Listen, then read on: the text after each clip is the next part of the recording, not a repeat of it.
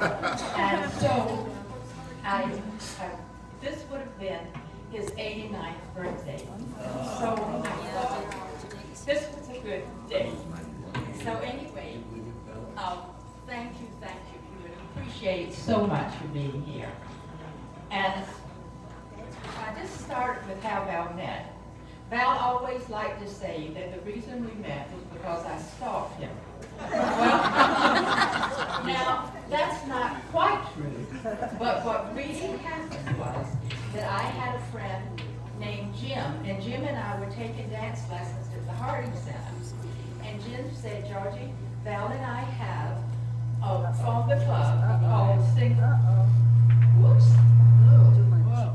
called the Single Travels Club. Well, it turned out they didn't do a lot of traveling except for Val, but they had dances and they paid. So Bill invited me to go to the Flying Bridge. And the Flying Bridge was a wonderful place to dance, and I know a lot of you remember it. And at the time that I went, which was in 2000, they had a balcony, and there was a booth, several booths, and then you could look down at the dance floor and the band.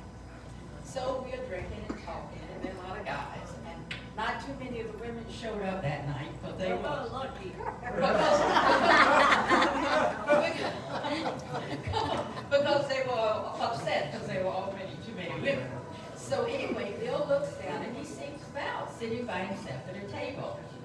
And he says, I wonder why Val isn't dancing. He's the best dancer. So I say to myself, now I'm not bad. So I tell the people in the booth, I'm so sorry, I have to be excused. I went, pretended like I was going to the ladies' room. And then I went and sat next to Val at the table. And I said, could I sit here? There are just too many people in that booth up there. And so he said, of course, you can sit down. And then he kind of looked me over and he said, would you like to dance? And I said, oh, of course. So we did a fast dance. And then after that, we talked for a while. And then we did a slow dance. And that was it. And since then we've been dancing for nearly 26 years. Wow. And so the last time we danced, not with our usual style, but the last time we danced was here in October of 25. So that's, I think it's very special to be here and to be here on his birthday. Now, on the table, I've tried to put out with pictures some of the things that Val talked about the most and that would be so important in his life. And because we met in the mid-60s, and so much had happened to both of us before we met. So I start out with his high school, when he was in high school, which was then the Oceanside Carlsbad High School. They were the last year, 1956. And Val was very active in field and track and in football. And he went from high school, this was a very social time for him and a very athletic time. And then he went from high school to San Diego State. And he was on the varsity team in San Diego State, the football team. But he was in his sophomore year when he started experiencing the symptoms that would indicate ulcerative colitis and eventually lead to Crohn's disease. But in spite of that, he got married and he had two children, Laura and David, that are both here tonight, I'm so glad to say. And he worked for the SDG&E at that time. But those symptoms got worse and worse. And so he had a complete colectomy when he was 26. And at that time, they didn't think he would live more than 5 years. And he was encouraged to go on disabilities and do other things. But he kept trying to build his strength up, and he told me that he used to take Laura and David in a wagon and pull them to build his strength up. So he kept working, and he did get a job at Camp Pendleton. And there were many things. One of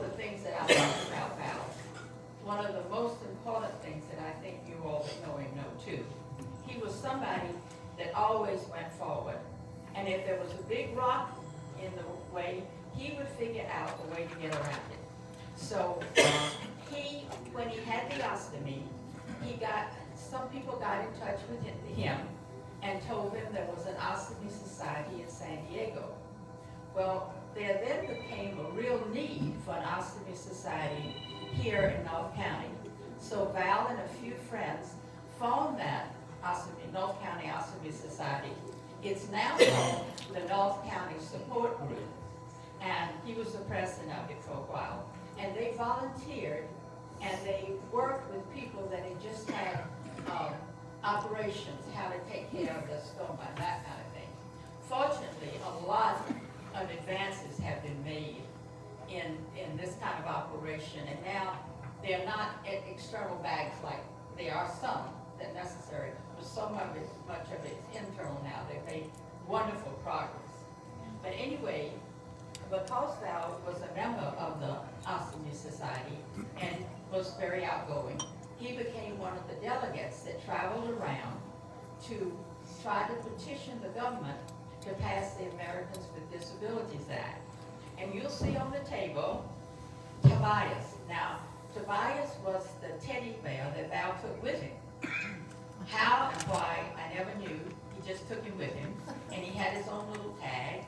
And one time, Tobias was left behind, and Val told me she couldn't believe that they mailed Tobias back to him. But I don't think Val and the teddy bear were a couple you forgot.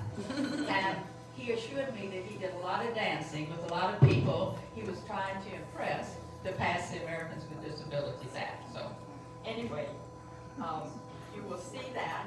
And then you will see on the table that Val's interest in the martial arts. And he got a black belt in judo when he was 18. But he went from there to karaoke, to karate. They both are He went to karate, and he liked karate better because he said there was more action in this kicking. And I can tell you, I watched enough karate movies and martial arts contests that I agree. So anyway, David, his son, was very good as well. And Val worked with David and with some of the other young men, and they went to tournaments. And the most outstanding tournament was when they went to Las Vegas, I think. At least that's the one he talked about the most. And at that time, Priscilla Presley was, and I forget, they remember the guy that was so famous in karate. But anyway, Priscilla Presley was there, and Lisa Marie, and apparently Val always said that Laura took care of, babysat Lisa Marie. Now, that's what he said. So anyway, that was a very formative time for them.